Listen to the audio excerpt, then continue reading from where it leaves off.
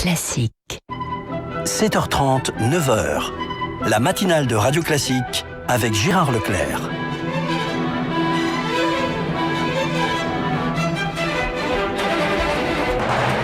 L'invité politique sur Radio Classique et LCI. Et comme tous les matins, nous retrouvons nos amis de LCI pour l'invité politique, Nicolas Dupont-Aignan. Bonjour. Bonjour à vous. Président de Debout la France et candidat Debout la France en Île-de-France. Au plan national, Debout la France est crédité, selon les régions, de 2 à 4%, sauf en Île-de-France, où vous êtes légèrement au-dessus de 5 à 6%. Néanmoins, c'est quand même très loin des autres listes. Pourquoi ces listes de Debout la France? Pour diviser la droite? Mais pour affirmer des convictions. Vous savez, les Français sont aujourd'hui une moitié à s'abstenir, malgré les circonstances dramatiques. Et ils s'abstiennent parce que des sondages fondés sur 800 personnes, des médias, font le second tour avant le premier. En général, on enferme les gens. Pas trop quand même, hein. Complètement. Ah bon. Complètement. Pour nous, Debout la France, ils nous ont toujours divisés par 4. Alors quand on nous donne 5% au niveau national et 8% en Île-de-France, je pense qu'on va surprendre.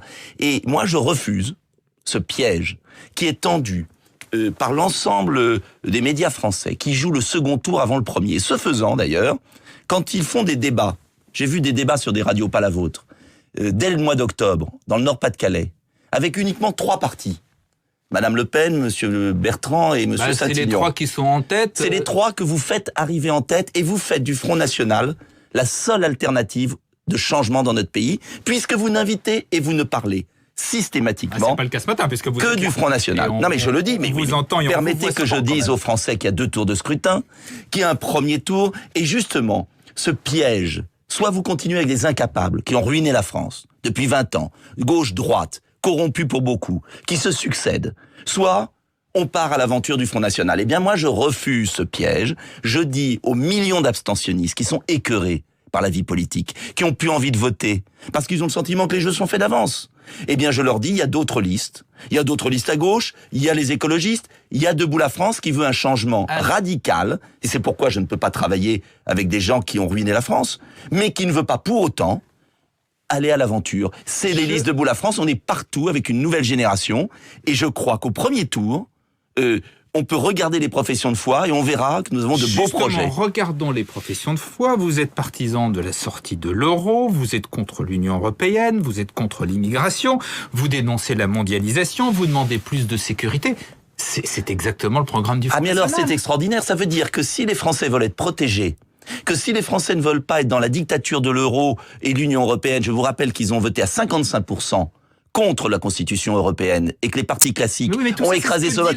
Eh bien là, ça veut dire, excusez-moi, ça veut dire que vous considérez que seul le Front National peut changer le pays? Eh bien moi, je crois au contraire qu'il y a des forces différentes, gaullistes comme la mienne, qui veulent un patriotisme, mais que nous n'allons pas tourner la page comme le Front National. Nous n'avons pas le même programme du tout. Sur le plan économique, rien à voir. Nous ne proposons pas la retraite à 60 ans, le doublement du SPIC, le collectivisme du Front National. Nous n'avons pas du tout le même programme sur l'Europe. Vous nous caricaturez comme d'habitude. Ça veut dire quoi? Pas vous, personnellement. Vous savez que je vous aime bien. C'est vrai que vous êtes contre l'euro. C'est vrai que vous êtes plutôt souverainiste pour la sortie de l'euro. Et alors, les patriotes... donc voilà, je n'ai fait que dire ça. Alors ça veut dire que quand on aime le drapeau français, quand on veut pas d'immigration folle, quand on est patriote, on doit voter Front National? Ça veut dire... Non mais je vais au bout de la logique. Ce qui est terrible, ça fait 20 ans que ça dure.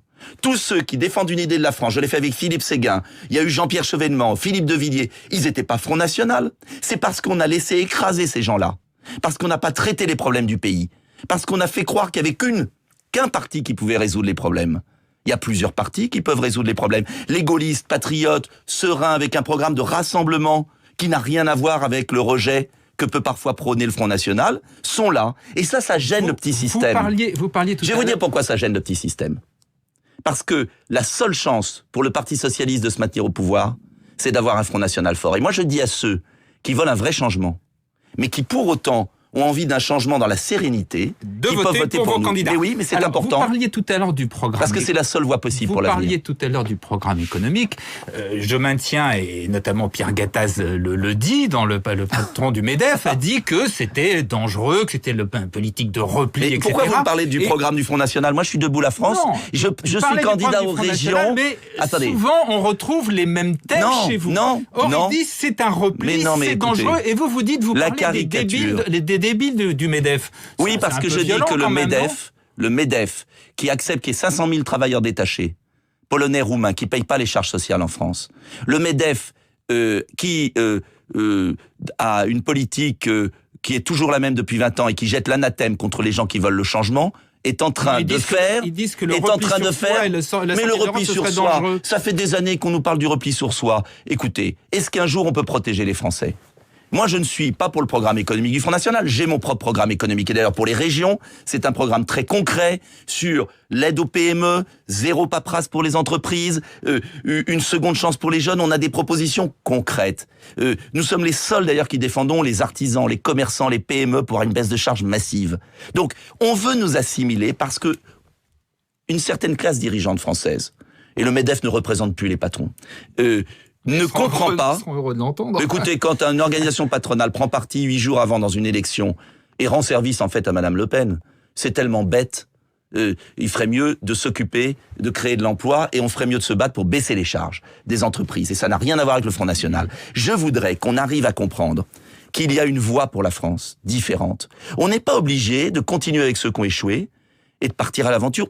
On est en train justement de préparer un beau projet pour redresser le pays. Et vous verrez que la seule façon de sauver le pays, c'est que les abstentionnistes, qui ne veulent ni des uns ni des autres, se réveillent. Et moi, je parle aux abstentionnistes. Ceux qui votent déjà Front National, ils ont décidé. Ceux qui votent encore UMP, c'est qu'ils sont aveugles. Eh bien, je parle aux abstentionnistes et je leur dis, reprenez le chemin des urnes, parce qu'on peut tout à fait avoir une voie de changement raisonnable.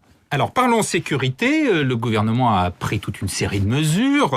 L'état d'urgence, 2000 perquisitions depuis 15 jours, 3 semaines, des assignations à résidence, la fermeture de 3 mosquées.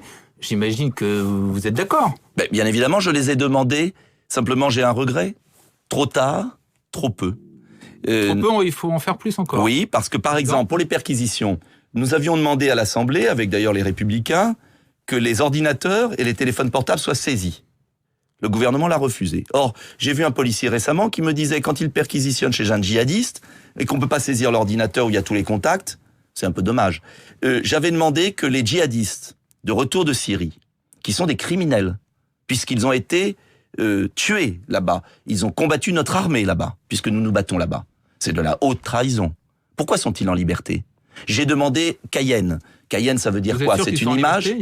Vous plaisantez? Ils ne sont pas assignés à résidence? Non, certains, mais assigné à résidence, ça ne veut pas dire être privé de liberté complètement, puisque je vous rappelle que l'assignation à résidence, nous avons voté à l'Assemblée une disposition absurde. On est assigné à résidence 12 heures sur 24 heures. C'est absurde. Donc, je dis, les frontières, elles sont pas véritablement contrôlées, et le gouvernement n'y croit toujours pas, ni l'UMP d'ailleurs. L'UMP s'étonne de perdre des voix, mais ils veulent pas rétablir les frontières nationales. Il faut rétablir les frontières nationales. La France toute seule peut contrôler des milliers de kilomètres de frontières. Comme l'Angleterre, comme tous les pays du monde qui se respectent. Oui, et alors, la France a contrôlé ses frontières pendant des décennies. Tous les pays du monde contrôlent leurs frontières. Et cette classe politique incapable, qui ne veut pas changer son logiciel, laisse un accord criminel avec la Turquie, qui va faire rentrer encore des centaines de milliers de migrants. Donc moi je dis très clairement, nos dirigeants ne vont pas au bout de la logique. Et je pense vraiment qu'on ne peut pas se permettre un nouvel attentat. Et je crois que si on ne prend pas des mesures beaucoup plus radicales, très vite, eh bien, on a un vrai risque. Et là, on va se réveiller groggy, et je ne souhaite pas ça pour mon pays. En un mot, parce que le temps passe, vous voterez la réforme de la Constitution qui prévoit notamment la possibilité de prolonger sur 6 mois l'état d'urgence, qui prévoit la déchéance de nationalité pour les binationaux? Mais bien sûr que je voterai, car je ne suis pas dans l'opposition politicienne. Tout ce qui améliorera la sécurité des Français, je le voterai. Mais encore une fois, je mets en garde les Français, ils ne vont pas assez loin. Un mot sur l'Île-de-France. Bon, selon quand même toute vraisemblance, nous serons au second tour. Vous ne serez pas au Nous serons au second tour. Ah bon? Oui, parce que les sondages ne vont pas décider à la place des électeurs. C'est-à-dire que si vous êtes au-dessus de 10%, vous maintenez, quoi qu'il arrive. Il y a un scrutin proportionnel. Non, parce que personne si vous êtes n'a en dessous, compris. vous n'avez pas le droit de vous présenter, de vous maintenir. Mais écoutez, Si je vous dis êtes- aux électeurs, Si vous êtes au-dessus je de 10, dis vous aux maintenez. électeurs, si vous voulez une voix indépendante, si vous voulez en finir avec les petites magouilles des sortants et Ça, des j'ai revenants, eh bien, Il donnez-nous faut la voter, possibilité voilà. d'un autre choix. Et je vais vous Donc, dire non, quelque mais chose, ça il y a n'enlève deux rien, possibilités. Si ça vous êtes- n'enlève rien, excusez-moi.